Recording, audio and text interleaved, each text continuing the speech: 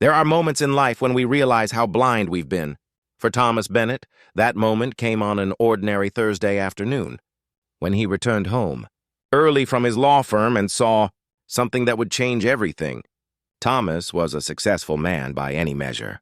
At 58 years old, he'd built a prestigious career, owned a beautiful home in the suburbs, and provided well for his family. But success, he would learn, doesn't always mean wisdom. His son David was 7 years old. A bright, cheerful boy who loved dinosaurs and drawing, David had been born with a condition that meant he'd use a wheelchair. Thomas loved his son deeply, but if he was honest with himself, he'd always felt a quiet sadness about David's disability. He wanted his son to have every opportunity, every experience, but he worried constantly about limitations and challenges. 6 months earlier, Thomas had hired Marie Johnson as their housekeeper. Marie was a woman in her early 30s with a warm smile and an easy laugh. She came 3 times a week to clean, do laundry, and help with light cooking. She was efficient, reliable, and pleasant. Beyond that, Thomas hadn't given her much thought. She was simply the cleaning lady. But on that particular Thursday, when Thomas walked through the front door 2 hours earlier than usual, he heard something unexpected: music and laughter. His son's laughter, bright and unrestrained, echoing through the house. Thomas set down his briefcase quietly and followed the sound to the living room. What he saw there stopped him in his tracks. Marie was dancing. Not just swaying to music, but really dancing. Her arms extended gracefully, her feet moving in deliberate, joyful steps. And David, in his wheelchair, was moving with her, his small arms outstretched in mirror of hers. His face lit up with pure delight. They were both laughing, caught up completely in the moment. "That's it, David," Marie was saying, her voice full of encouragement. "Feel the music. You're doing beautifully. Now let's try that turn again." David spun his wheelchair in a careful circle, his timing matching the rhythm of the music. When he completed the turn, Marie clapped her hands together. "Perfect. You're a natural dancer, sweetheart. Do you feel how the music moves through you?" "I do, Miss Marie. I really do." David's voice was filled with wonder.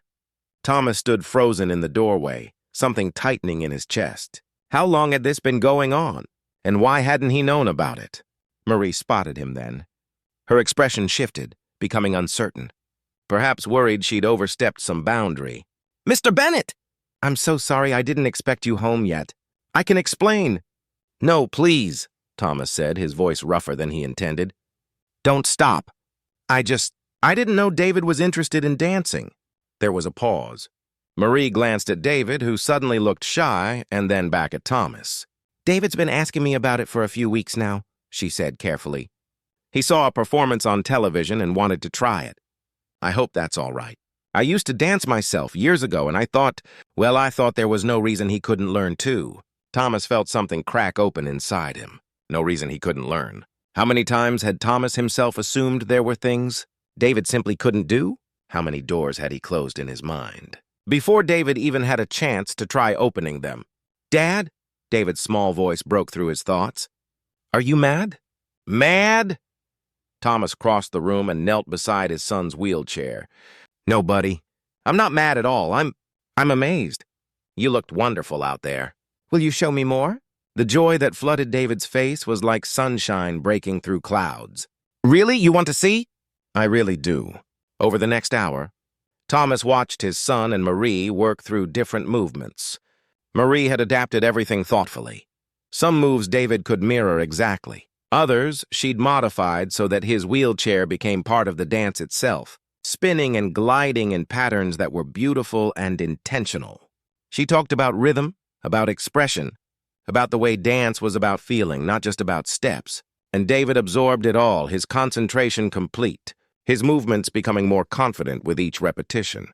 When Marie finally said it was time to stop for the day, David protested, but his flushed, happy face showed he was tired.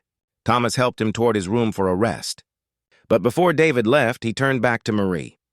"Thank you, Miss Marie. This is the best part of my week." After David was settled, Thomas returned to the living room. Marie was tidying up, putting away the small speaker she'd brought, straightening the furniture. She looked nervous. "Marie," Thomas said gently, "can we talk for a moment?" She nodded, her hands stilling. Thomas sat down, and after a moment she did too. "I need to apologize to you," he began. Marie looked startled. "Apologize? Mr. Bennett, if I overstepped—" "No," Thomas interrupted. "That's just it.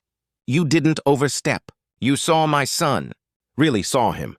You saw a boy who wanted to dance, and you helped him do it. While I—" He paused, struggling with the words. "While I saw only limitations. I've been so focused on protecting him from disappointment that I never stopped to ask what he actually wanted to try." Marie's expression softened. "You're a good father. Mr. Bennett, I can see how much you love David. Sometimes we just need someone else's perspective. That's all." "You've been teaching him for weeks," Thomas said. "And I never even noticed. I come home, I ask about his day, and he says it was good. But I wasn't really listening, was I? I wasn't seeing what was right in front of me."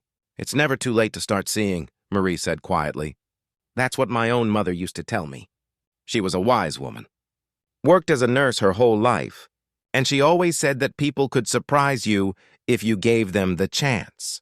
Thomas nodded slowly. "Tell me about the dancing. How did this start?" Marie smiled at the memory. 3 weeks ago, David asked me if people in wheelchairs could dance. I said of course they could. He asked how, and I showed him a video on my phone of adaptive dance performances. His eyes got so wide, Mr. Bennett. He said he didn't know that was possible. And then he asked, very quietly, if maybe I could teach him. Just a little. And you said yes. How could I say no? He wanted it so much. And I thought, well, I used to dance in community theater before my daughter was born. I'm no expert, but I remember enough to teach the basics. So we started with simple movements, just feeling the music, understanding rhythm, and he took to it so naturally. Thomas felt his throat tighten. He's never mentioned it to me. Not once. I think, Marie said carefully, he might have been afraid you'd say no. Or maybe he was afraid he wouldn't be good at it, and he didn't want you to see him fail. Sometimes kids protect their dreams by keeping them private, especially when they're not sure if those dreams are allowed. The truth of that hit Thomas hard. Had he created an environment where David felt he needed permission to dream? That evening, after Marie had gone home, Thomas sat with David at dinner. His wife, Catherine, was away on a business trip, so it was just the two of them. "David," Thomas said, "I want to hear about the dancing, all of it. Why you wanted to learn, what it feels like, what you love about it. Will you tell me?" David looked up from his plate, surprised. And then slowly he began to talk. The words tumbled out, all the things he'd been holding inside. How he'd seen dancers on a television show and felt something stir in his chest. How he'd always thought dancing was something other people did. People who could walk and jump and spin on their feet. How Miss Marie had shown him it could be different. How when he moved to the music, he felt free and strong and like he could express things he didn't have words for. Thomas listened, really listened. And with every word, he felt his understanding deepen. This wasn't about pity or limitations. This was about art, about expression, about a young boy finding a way to say who he was in a language beyond words. "Would you want to keep learning?" Thomas asked. "Maybe with a proper teacher? Someone who specializes in adaptive dance?" David's eyes went wide. "Really? You'd let me do that?" "Of course," Thomas said. "I'm sorry I didn't ask before. I'm sorry I wasn't paying attention. But I'm paying attention now, buddy, and I want to support whatever makes you happy." David launched himself forward in his chair, wrapping his arms around Thomas's waist. "Thank you, Dad. Thank you so much." Over the following weeks, Thomas did his research. He found an adaptive dance program in the city, run by professional dancers who'd developed techniques for students with various abilities. He enrolled David in a weekly class. He also asked Marie if she'd be willing to continue their private sessions, and he increased her pay significantly, not as the cleaning lady, but as David's dance mentor. Marie had protested the raise, but Thomas insisted. "You've given my son something precious," he told her. "You've given him confidence and joy. That's worth far more than keeping the house clean." Thomas started attending David's classes, watching from the sidelines as his son worked with other children and adults, all moving in their own unique ways, all finding their own relationship with music and movement. He met other parents, heard their stories, and realized how much he'd been isolating himself with his worries. One evening, about 2 months after that revelatory Thursday, Thomas came home to find David practicing in the living room with Marie, but this time, he didn't just watch. He asked if he could join in. Marie and David exchanged delighted glances. "Of course," David said. "Miss Marie, can you teach Dad too?" So Marie taught them both. Thomas felt awkward and clumsy, his middle-aged body unused to such deliberate movement. But David laughed with him, not at him, and gradually Thomas felt something release in his chest. Joy. Simple, uncomplicated joy. As they moved together, Thomas realized something profound. He'd spent years focusing on what his son couldn't do, building walls of protection and worry. But David had never needed those walls. What David had needed was someone to see him as he truly was. Not a disability, not a limitation, but a whole, complete person with dreams and desires and capabilities that might look different, but were no less real. Marie had given David that gift. And in doing so, she'd given Thomas an even greater one, the gift of truly seeing his own son. Months passed. David thrived in his dance classes and performed in a small recital that spring. Thomas and Catherine sat in the audience, watching their son glide and spin on stage, his movements confident and expressive. When David took his bow, his smile was radiant. After the performance, Thomas sought out Marie, who'd been sitting a few rows back. "Thank you," he said simply, "for everything, for seeing what I couldn't see." Marie smiled that warm smile of hers. "You see it now, Mr. Bennett, that's what matters. David's lucky to have a father who's willing to learn and grow." Thomas shook his head. "I'm the lucky one," he said. "You taught me that love isn't about protecting people from the world.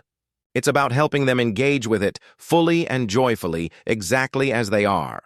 As he watched David laughing with his fellow dancers, still in his costume, still glowing with accomplishment, Thomas felt gratitude wash over him. Gratitude for a kind woman who'd seen beyond her job description.